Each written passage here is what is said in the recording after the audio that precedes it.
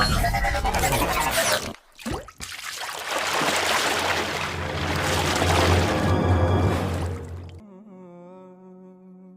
yigit yo'lda ketyapsa, to'satdan mashina o'tirgan bir odam uni chaqirib, mashinaning orqa eshigini yopib o'tishni talab qiladi.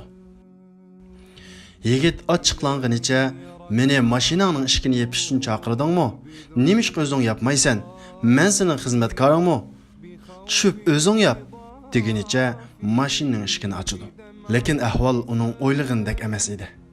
Yigit o odamning bir putining yo'qligini ko'rib, o'zining ortiq gumon qilganligidan nihoyat xijil bo'ladi va uningdan qattiq kechirim so'raydi.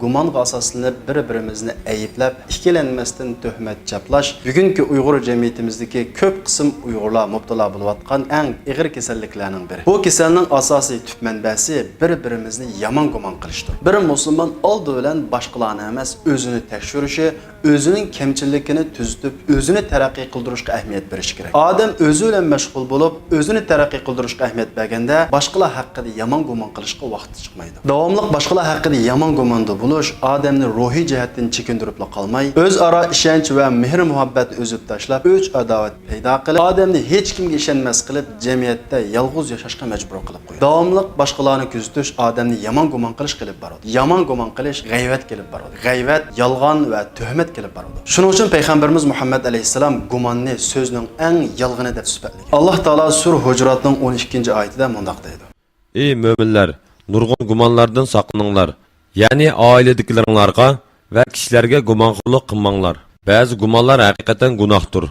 Mo'minlarning aybini izlamanglar. Bir-biringlarning g'aybatini qilmanglar. Sizlarning biringlar o'lgan qarindishinglarning go'shini yeyishni yoqtiramsizlar, uni yoqtirmaysizlar.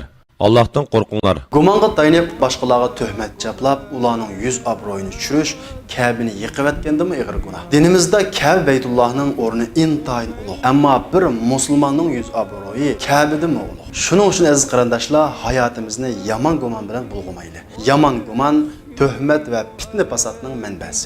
Yaxshi gumon odamni ruhiy jihatdan rohatlantirib qolmay, axloqiy jihatdan yuksaltiradi.